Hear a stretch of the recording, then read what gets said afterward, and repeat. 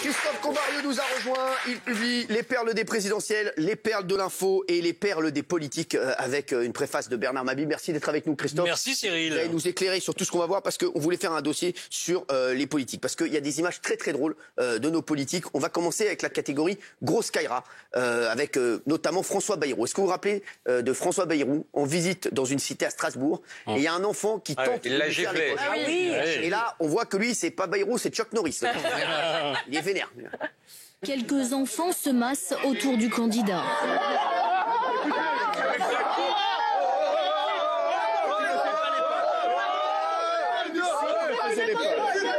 L'incident n'ira pas plus loin. Mais le petit, il est incroyable quand même. Il y a un gars qui vient, il s'en balèque total, quoi. C'est un truc de fou. Il est trop détente.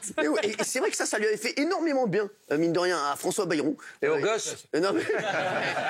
Faut faire le buzz, hein, de toute façon. Un homme politique, c'est censé faire le buzz. Hein. Parlez de vous en bien ou en mal, mais parlez-en, quoi. Mais j'ai vu que les gens avaient apprécié ce truc-là. C'était bien ressorti. C'est pas dit que ça soit apprécié aujourd'hui. Hein, non, mais c'est là, vrai. ça remonte. Aujourd'hui, ça se passerait pas pareil. Regardez un Macron, par exemple, aujourd'hui, quand il a fait, quand le petit jeune était venu le voir, on lui a dit, dis donc Manu, machin. Non, non, tu m'appelles pas Manu, tu m'appelles le président. Et c'était ça, mais sans la C'est ça. Hein Exactement. Est-ce que ça c'est impossible que ce soit préparé avant? Ça, c'est pas du buzz préparé. Il y a des buzz préparés chez les politiques ou pas? Oh, bah évidemment, c'est comme ça que ça marche, leur business. Les buzz, ils sont tellement préparés par les hommes politiques, objectivement, Cyril, que déjà Coluche s'en était rendu compte. Objectivement, quand il disait j'arrêterai de faire de la politique quand les politiques arrêteront de faire de l'humour. Donc ça veut bien dire qu'il le faisait exprès quand même. Alors, on a la version aussi Sarko, au Salon de l'Agriculture aussi, quand un visiteur refuse de lui serrer la main. Et oui. Nicolas a sorti sa punchline, c'est une des plus connues de sa carrière. C'était en 2008. Regardez. Hier matin au Salon de l'Agriculture, Nicolas Sarkozy distribue les poignées de main, du classique, jusqu'à ce visiteur. Ah non, pousse-moi pas. Tu me salis. Casse-toi là.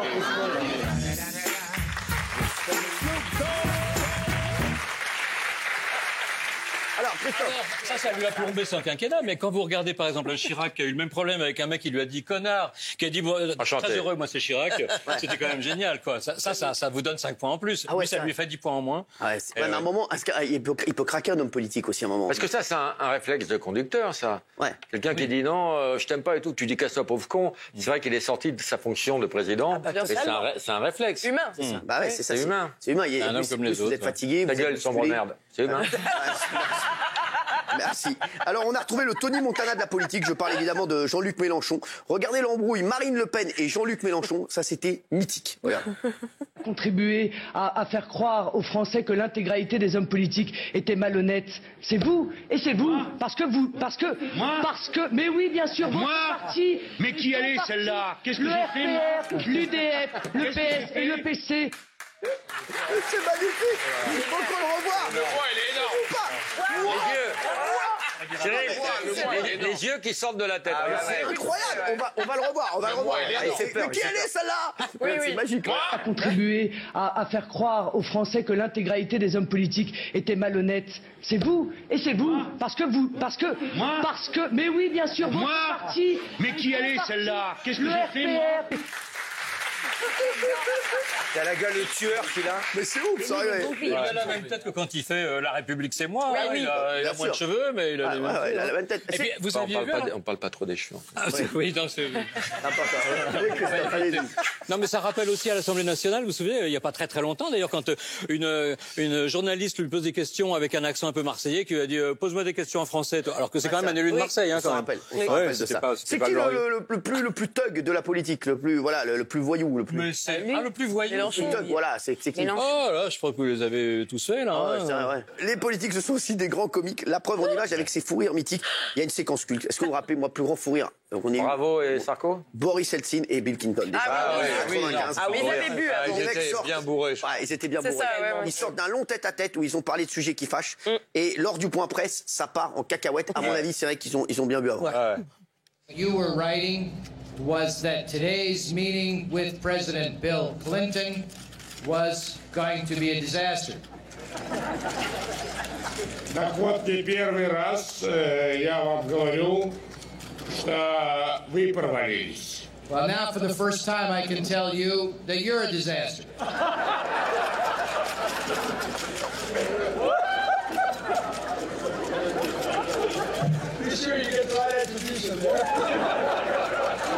Я надеюсь, что вы правильно все поняли.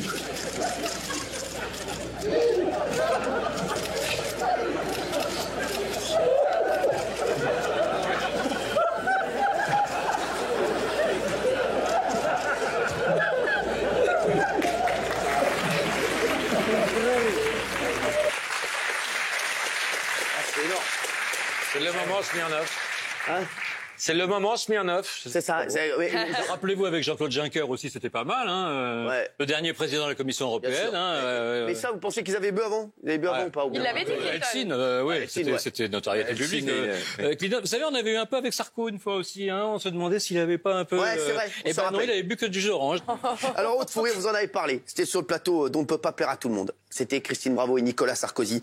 Regardez. Oui, on peut continuer notre conversation. Ici, c'est en direct, hein, Christine, vous êtes au courant. Ça s'enlève pas au montage. Il me fait rire. Delphine, vous êtes là. Nous sommes très présents, nous sommes très présents. Pardon, Delphine, ça n'a rien à voir avec vous. C'est gentil, Christine. Mais qu'est-ce qu'elle a? Mais des fois, rire me fait rire. Il est désopilant. Mais qu'est-ce que vous lui avez raconté pour je reviendrai avec quelqu'un d'autre la prochaine. C'est dégueulasse. Nick. On voit la femme de conviction absolue. Mais même si elle ne veut pas pour moi, qu'elle arrête de m'appeler Nick. C'est magnifique, ça. Ça fait du bien, une émission comme ça. Ah, ça leur donne 5 points, ça, hein, oui, c'est clair. Alors, tu nous dis ce qui donne 5 points, ce qui enlève 5 points. David, depuis tout à l'heure, ça, c'est 5 points. Il a 5 points, elle a 2 grammes. Alors, on a plein d'autres extraits et j'ai aussi des qui a dit. Tiens, qui a dit la première usine qu'il faut faire en France est une usine à couilles? Quel homme politique a dit ça? Devinez. Qui a dit ça? C'est pas Chirac, ça? Non, c'est pas Chirac. Le Pen? Qui? Le Pen. Bonne réponse, Daz, c'est Le Pen, exactement. Jean-Marie Le Pen. Ah bah t'es pas rancunier, toi? D'ailleurs, on peut le dire, il n'avait pas complètement faux en disant Chirac, parce que Chirac lui aussi avait dit on grève de tout aujourd'hui, sauf des couilles, par manque de donneur. Il était pas bon, il est bon. Il est très bon politique. Hein. Le principal défaut de Ségolène Royal, son compagnon. Qui a dit ça? Ah bah c'est Hollande. Ah non, c'est... C'est qui? C'est pas Sarkozy. Oui, c'est celui qui vend, maintenant ils vendent du miel. Ils vendent du miel. C'est qui? Oui. C'est Montebourg. Exactement, c'est Montebourg. Qui a dit me faire passer pour une raciste alors que j'ai des amis qui sont arabes? Alors elle a dit me faire passer pour une raciste alors que j'ai des amis qui sont arabes et que ma meilleure amie est tchadienne, donc plus noire qu'une arabe, je trouve ça choquant. Ça c'est ouf. Non madame, non, c'est pas une connasse. Elle a dit il ne faudrait pas que celui qui vient donner son sperme s'en lave les mains. Qui a dit ça? Il ne faudrait pas que celui qui vient donner son sperme s'en lave les mains. C'est un homme ou une femme? C'est l'autre, une femme. Une femme? Ségolène? Non. De quoi on parle? Tu sais, toi, Christophe? Ah oui, évidemment. Bah vas-y, dis-le. Christine Boutin. Bien sûr, Christophe. Évidemment. Je rappelle le livre, hein, les perles de l'info, les perles des présidentielles, les perles des politiques, tout ça, c'est dedans. Si je ne suis pas présidente, je deviendrai Dalida. Qui a dit ça? Marine Le Pen. Ouais. Mais vous connaissez bien la famille Le Pen, vous, hein?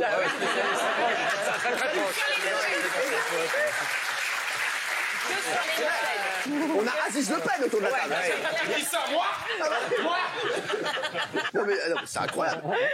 Tout le monde mange du couscous et des merguez dans ce pays. L'intégration est réussie. Qui a dit ça? Qui a dit ça? Hein? Ma mère. Qui? Garbit? Non. C'est celui qu'on a vu avec des cheveux tout à l'heure. Exactement. C'est qui? Mélenchon qui a dit ça. Exactement. Bravo. Il a dit ça.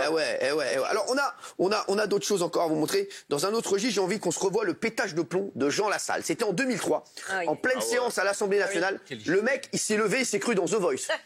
Vous allez voir. Il est parti sur une chanson béarnaise. On n'a pas compris. Un ouf, le gars. Tout le monde regarde. On dit mais qui c'est ce ouf là?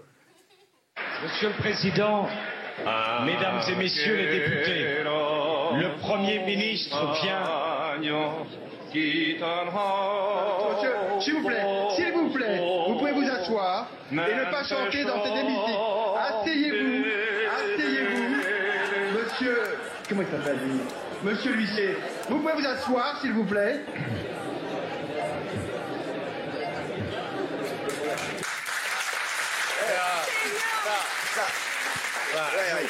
Nous, on est du coin là-bas, c'est pas une chanson au hasard qu'il a fait. C'est la chanson que chantent tous les gens là-bas quand ils sont entre eux, quoi. Ah, c'est ça, mais tout le monde connaît. Ce qu'on voit pas, c'est que Mika et Florent Pagny se sont retournés.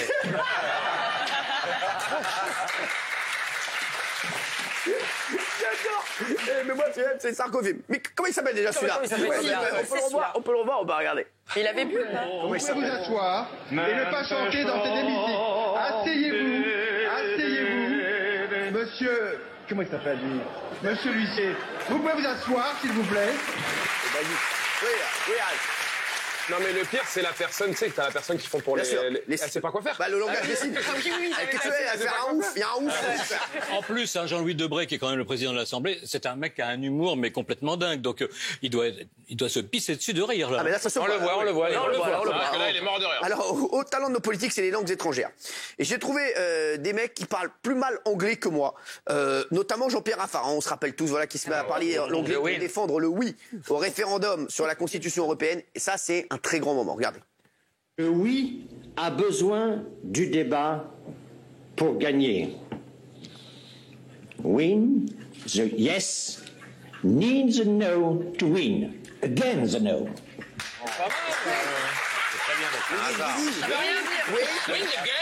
Against the no or the against the win, the yes. Ça ne veut rien dire. Mais frère, c'est magique. Quand tu crois qu'il a lu un mec avant, je vais dire ça. Le mec fait ouais. On est bien, frérot. Cyril, est-ce que tu peux traduire ces propos? Ces propos. Ah oui. Allez-y, remettez-les. Win, the yes needs a no to win. Again the no. Alors, win, gagner, le yes, on a besoin. Non, je te le refais. Du oui. T'as un plan B parce que traducteur, c'est pas trop.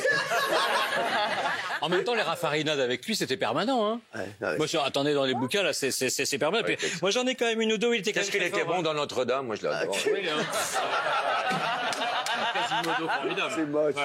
Allez-y, Christophe. Regardez, les veuves vivent plus longtemps que leurs conjoints. C'est quand même extraordinaire de la part de Les veuves vivent plus longtemps que leur conjoint, il a dit ça? Ouais. On va recevoir toute la famille, Fabien Lecoeuvre. Dans un autre genre, on a François Bayrou qui fait genre le mec bilingue, qui gère l'accent. Alors que pas du tout. On regarde le cours d'anglais, lui il est dans le déni total. Regarde. You only organize the debate between left wing and right wing is absolutely stupid. Alors, on va terminer par mon préféré en anglais. Mon préféré, je vous le dis, c'est François Hollande. Le mec qui fait un discours en anglais aux Philippines, il est en race-ra total, il est en totale angoisse. Regardez. Just be you, be proud of you because you can do what we want to do. Tout doux. Il y avait Chirac aussi. Chirac en 96 en Israël, vous vous souvenez pas? Exactement. C'était The Provocation. Bonjour. C'était très drôle aussi. Mais elle a un gros talent d'imitatrice. Incroyable. Oui, Christophe. Il y en a un qui parle très très bien anglais, c'est Macron. Ouais, mais ça l'a pas empêché d'être dans la merde avec les Australiens il y a pas longtemps, parce que justement il avait remercié le couple du Premier ministre australien. C'était la famille Turnbull. Hein, oui. Non, et justement il a dit thank you to your wife is delicious. Et delicious en anglais ça voulait dire juste bonne. C'était bonne alors qu'il fallait dire delightful. Et là, il a merdé. Et là il a merdé avec les Australiens. C'était pas dans la poche là. C'était foutu là.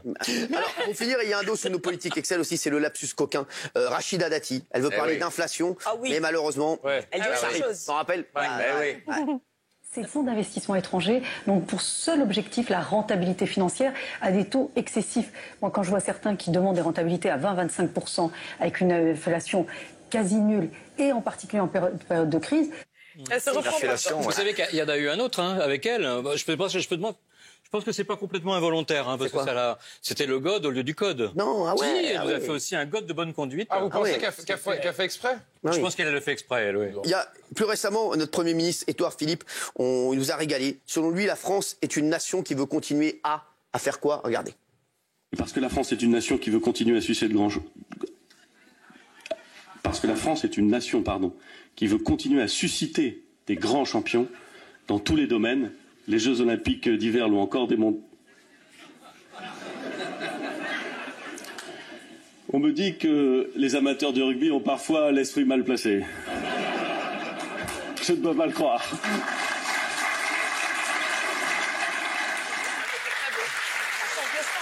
En plus, il est beau gosse. Il est beau gosse. Vous avez vu quand il est beau gosse, franchement. Il est beau gosse, pardon, de là à sucer les grands champions. C'est pas du tout sa fonction. Hein. Et toujours dans le registre coquin, on était obligé de relancer ça. Cette fois, c'était bien volontaire. J'ai envie qu'on se regarde une dernière fois notre Jacques Chirac, grand séducteur. Je m'en lasse pas. Regardez, la drague by Chirac, ça donne ça. Ça, c'était un très très grand moment.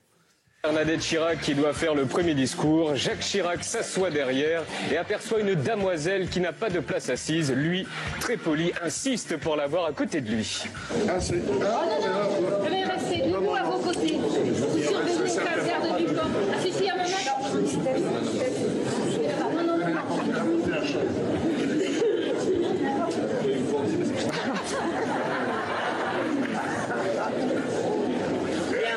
Bien. Et le discours de Bernadette commence devant un Jacques plus galant que fasciné par le discours de Bernadette. Mesdames et messieurs les élus, mes chers collègues, quelquefois disent je l'avais pas su, si je l'avais su, je serais venu. Faut le dire autour de pour cet événement uni.